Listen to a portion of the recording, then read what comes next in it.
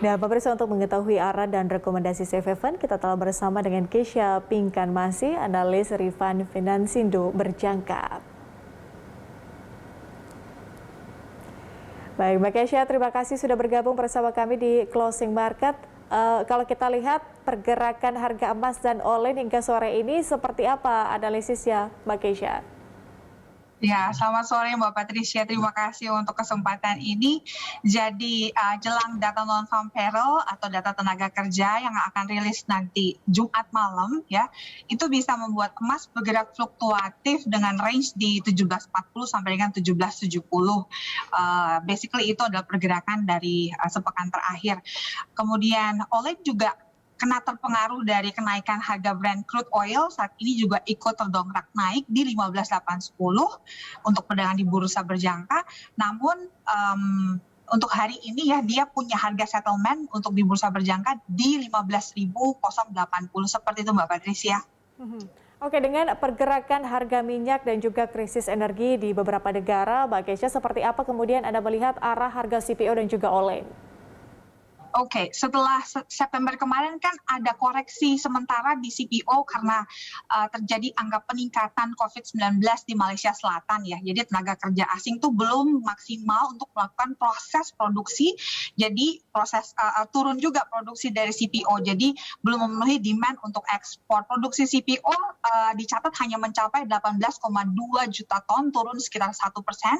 Namun apabila sudah ada pemulihan angka COVID di Malaysia Selatan, produksi sudah mampu bisa memenuhi lagi demand impor dari India dan Tiongkok seperti itu. Dan diperkirakan juga sudah mulai stabil untuk impornya di tahun 2022. Jadi target CPO tahun 2022 dapat meningkat dari 19,2 juta sampai ke 19,5 juta ton dan membuat harga CPO juga bisa stabil lagi di semester 1 2022 nanti. Baru-baru ini memang ada kesepakatan OPEC ya Mbak Patricia ya, OPEC Plus yang tidak melakukan perubahan untuk produksi Brent crude. Jadi mendorong harga minyak Brent naik jadi 3% di 83 US dollar per barrel. Karena demandnya mulai tinggi untuk Brent crude, namun dari dibukanya aktivitas ekonomi di semua negara ya COVID ini, namun suplai minyak crude tidak ada peningkatan. Jadi itu juga yang akhirnya mempengaruhi kepada kenaikan harga CPO Olane. Ditutup di 15.060 di perdagangan di bursa berjangka. Seperti itu Mbak Patricia. Oke, lalu bagaimana kemudian volume transaksi emas dibandingkan dengan dolar Amerika Serikat dan juga dolar Australia hingga sore ini, Mbak Keisha? Ya, jadi volume transaksi untuk emas dan US dollar juga foreign secara keseluruhan sebenarnya didorong dari rally dari DXY index dolar ya, hingga saat ini kan dia sampai di 94. Kemudian treasury yield obligasi Amerika juga mengalami kenaikan, khusus untuk treasury 10 tahun, note yang 10 tahun di 1,54% dan treasury obligasi US yang di 30 year note-nya di 2,10%. Jadi kondisi rally US dollar ini terjadi sejak pernyataan Jay Powell di FOMC meeting tanggal 21-22 September lalu bahwa Fed akan memulai melakukan pengurangan pembelian aset atau tapering itu di akhir tahun ini sampai dengan pertengahan tahun depan.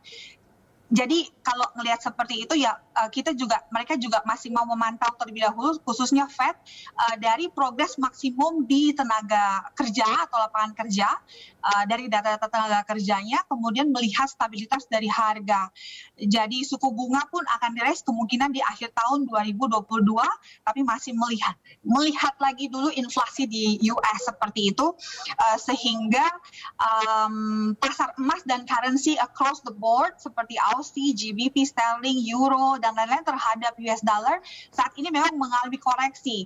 Volume transaksi loko London emas di bursa berjangka kemarin di 4.514 lot, turun dari hari sebelumnya di 23.153 lot.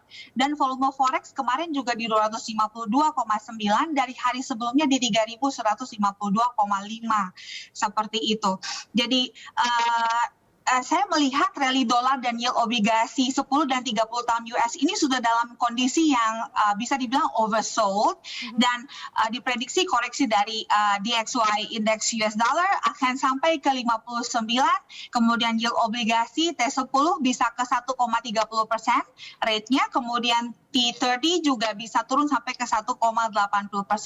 Sehingga hal ini bisa dikatakan akan mengapresiasi lagi volume perdagangan gold dan forex ke depannya, seperti itu. Oke, artinya koreksi US dollar nampaknya masih akan terjadi. Kemudian Mbak Keisha, ke komoditas seperti timah dan juga logam, seperti apa pergerakan harga dan juga permintaannya di bulan Oktober ini?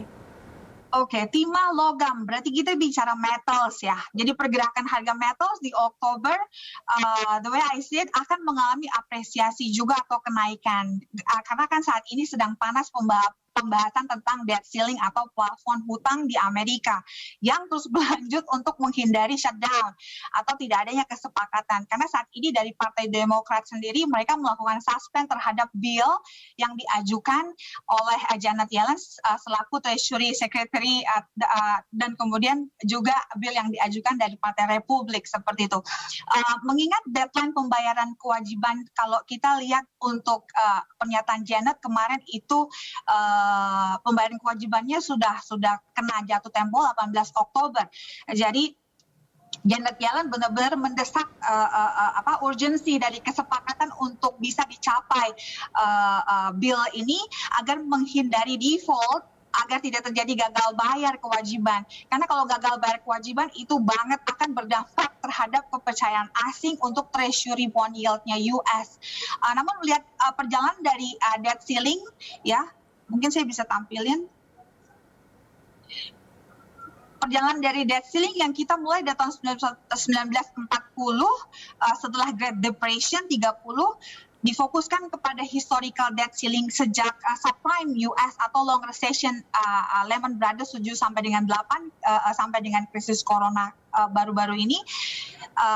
Tim kami menyimpulkan atau ya kita melihat bahwa kesepakatan dari debt ceiling itu pasti akan tercapai karena tidak pernah tidak tercapai, hanya paling dia suspend seperti itu ya. Jadi di satu sisi kalaupun itu kesepakatan dicapai, membawa angka hutang Amerika yang saat ini kan sudah sampai di 28,5 billion ya, itu mendekati 30 billion yang berdasarkan kalau kita ambil dari data riset kuantitatif kami, biasanya ada respon pasar khususnya ke metals itu mengalami kenaikan setelah dia ketok palu gitu. Ada kenaikan plafon hutang seperti itu. Jadi kalau saya lihat sih permintaan dari precious ya, metals khususnya precious metals, saya lihatnya kemungkinan akan terjadi kenaikan berdasarkan data kuantitatif sampai 78 troy ounce di Oktober ini setelah terjadi kesepakatan terhadap bills di Senat seperti itu. Jadi kisarannya di 18.30 untuk khususnya ke gold ya sampai dengan 18.60 US dollar per troy ounce. Baik. Jadi metal itu dia terapresiasi seperti itu Mbak Patricia. Oke, baik. Terima kasih Mbak Keisha atas informasi dan juga analisis yang sangat komprehensif. Terima kasih, kita bertemu lagi di lain kesempatan. Salam Terima sehat. kasih Mbak Patricia. Pemirsa, demikian Keisha Pinkan Masih, analis Rifan Finansindo berjangka.